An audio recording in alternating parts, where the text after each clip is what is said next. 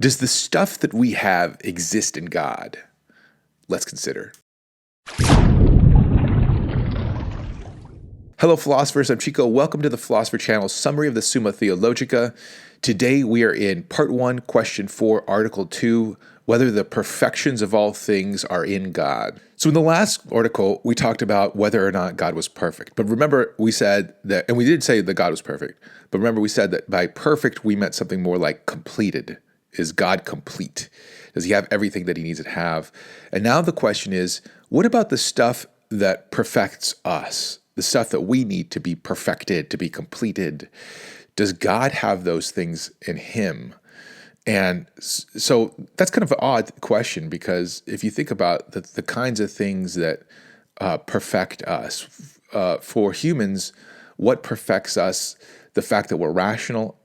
Does God have rationality? Well, okay, yeah, that makes sense. But what perfects birds, let's say? The fact that they have wings?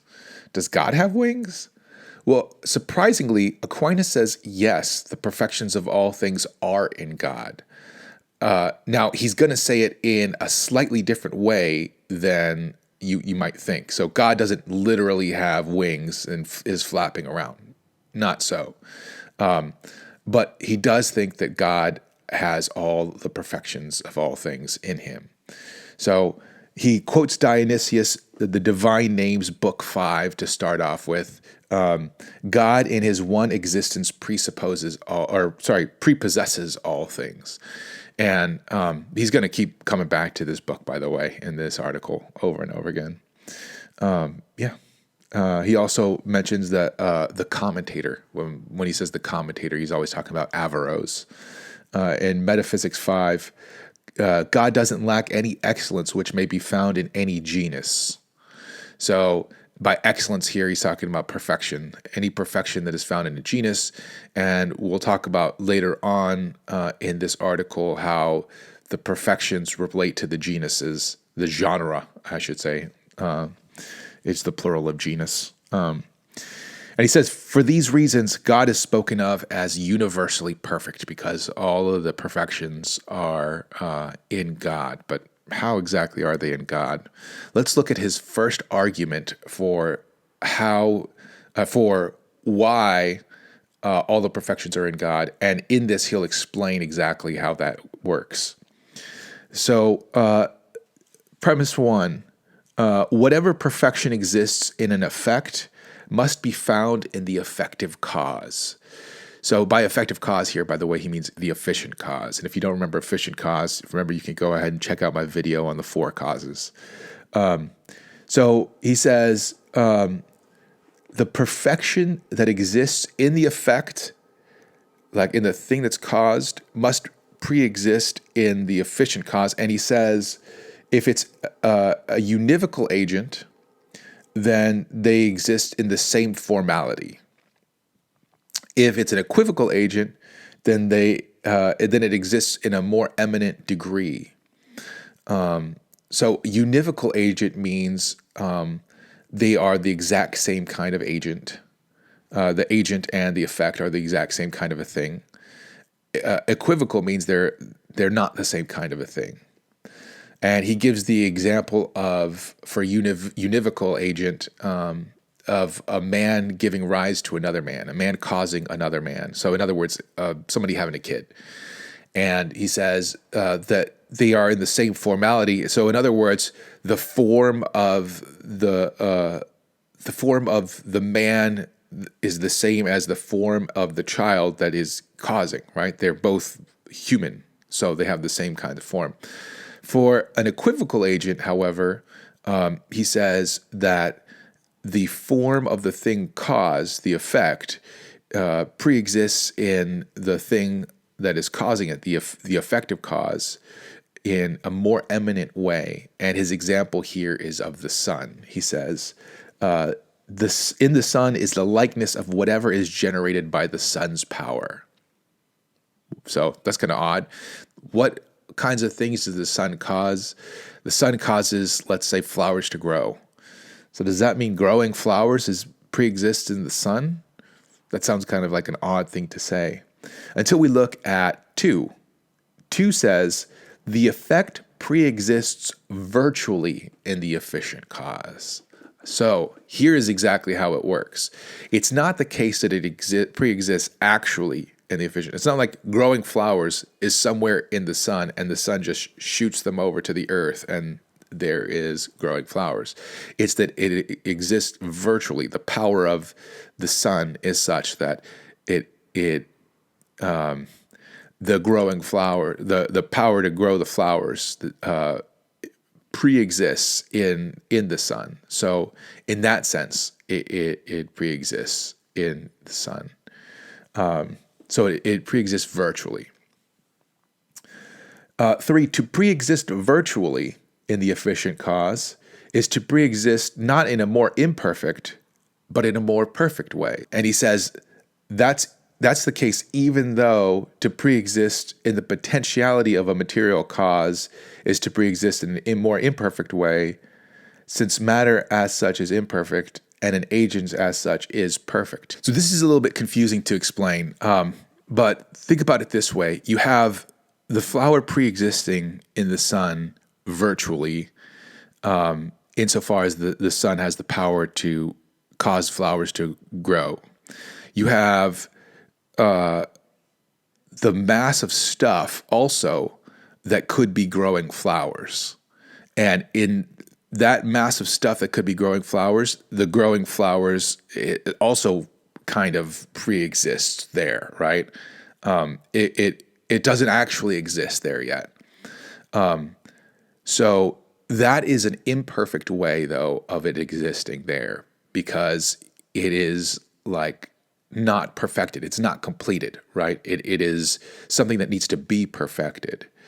And yet, so it's like you might look at these two things and say they're similar, right? Because we still don't have the completed flower. But when we think about the sun, it's going to be different, is what he's saying. It's not going to be like that massive stuff that could become flowers. He doesn't exactly explain why that is.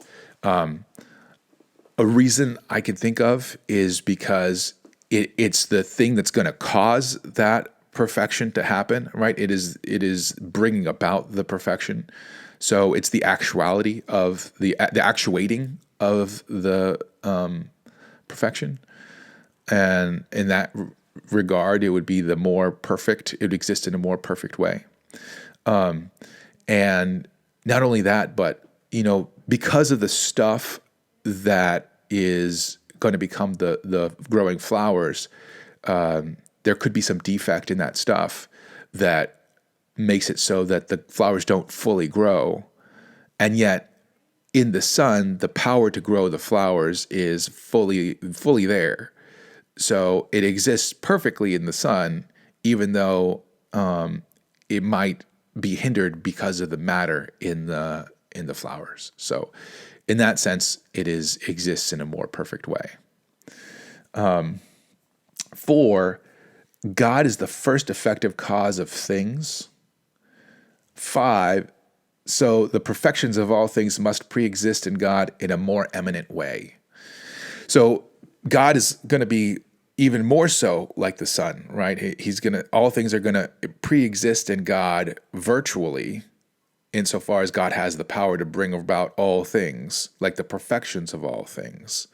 And they are going to pre-exist in him more perfectly in that sense.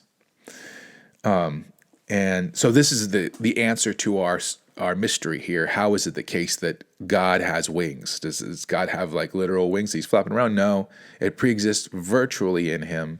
And because of that, it's pre-exists in a more perfect way.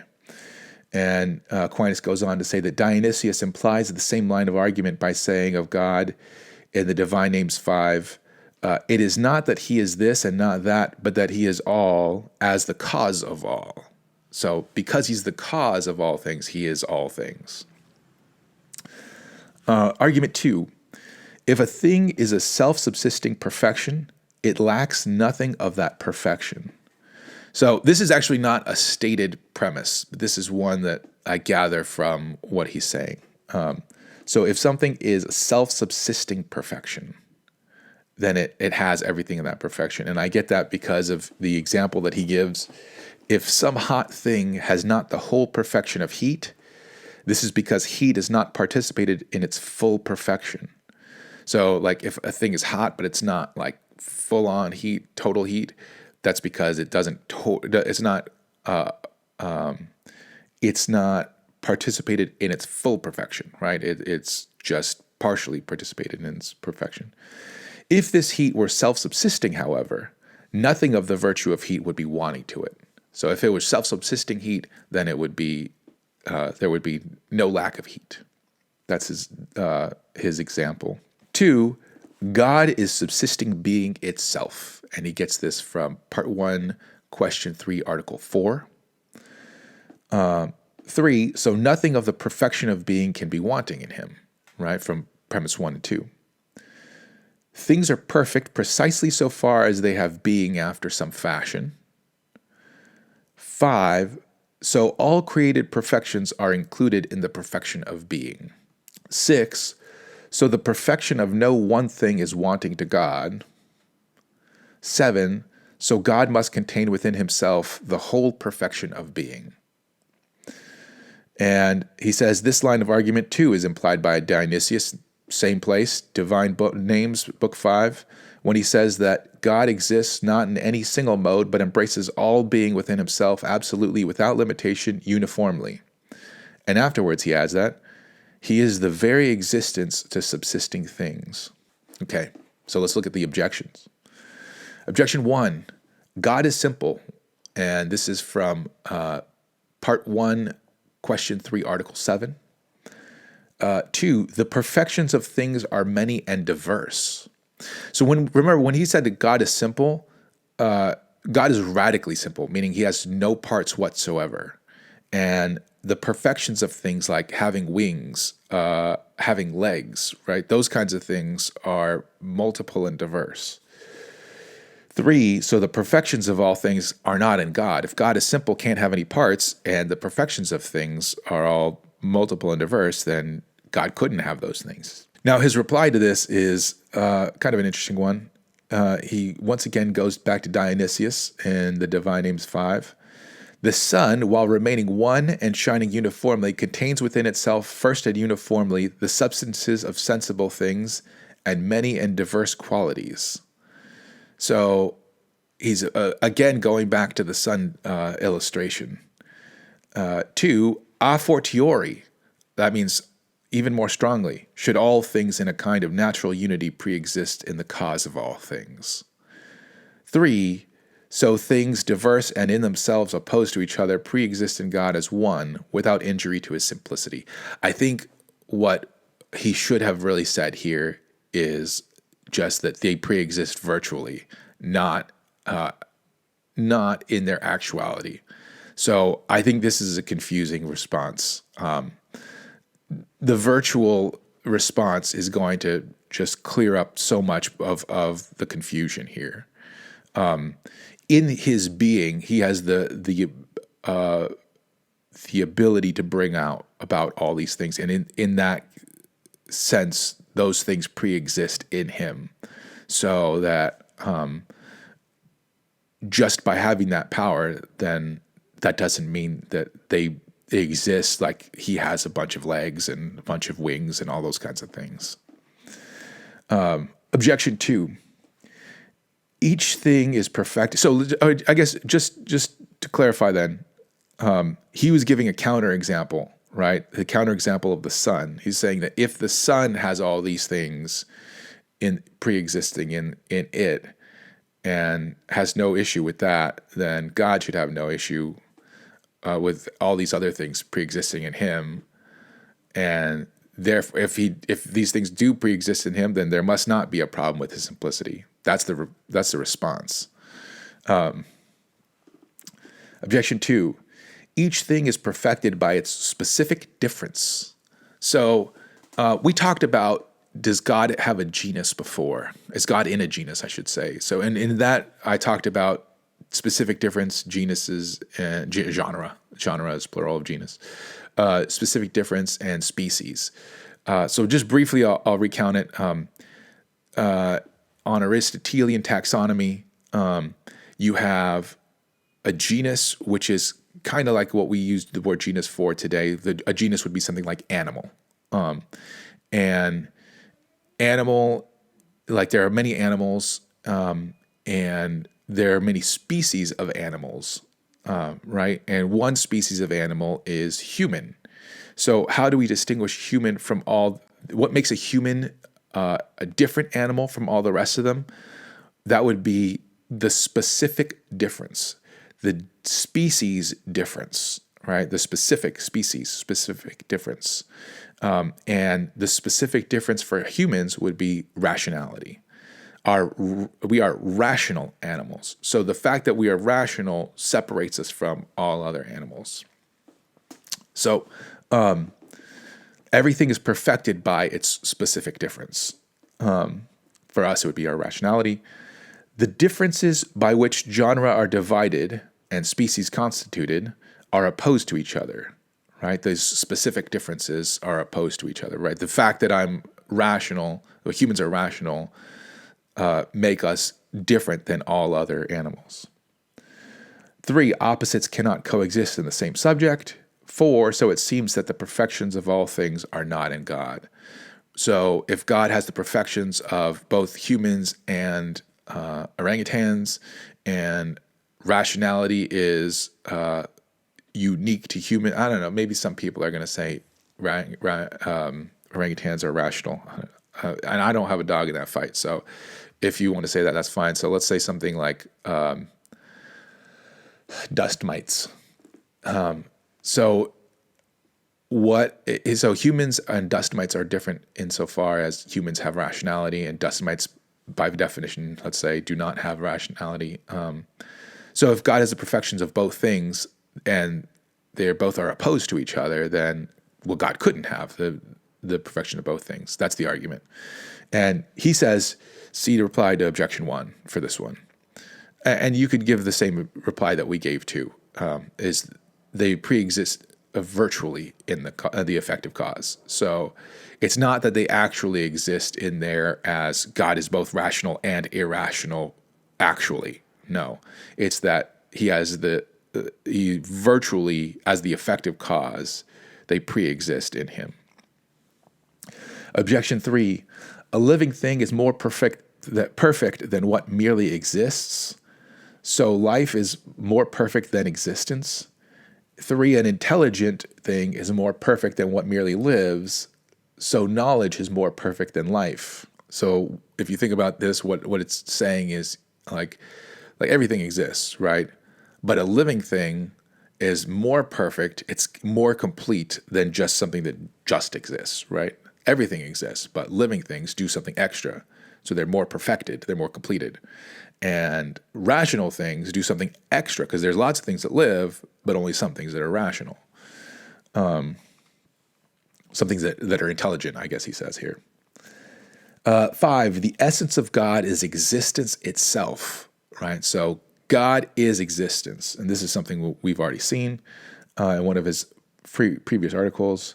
6, so God does not have the perfections of life and knowledge and other similar perfections.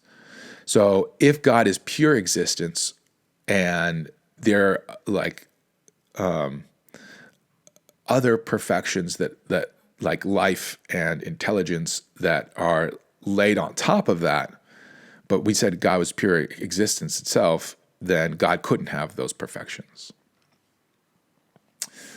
In reply to this, first of all, he once again goes back to Dionysius in the Divine Names, Book 5.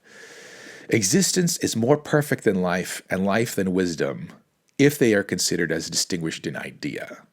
So he starts off by saying, let's turn the tables. It's actually the case, if we're talking about in ideas, existence comes first. But, however, he says, what lives also exists, and what is intelligent lives and exists. So it is true. What lives is more perfect than what exists, and what is intelligent is more perfect than what lives or what exists. So he starts off by saying, in idea, it is the case that existence comes first, but you guys are right for the objection. It is the case that in real life, in actuality, intelligence is the more perfect thing, and then life is next perfect, and then comes existence.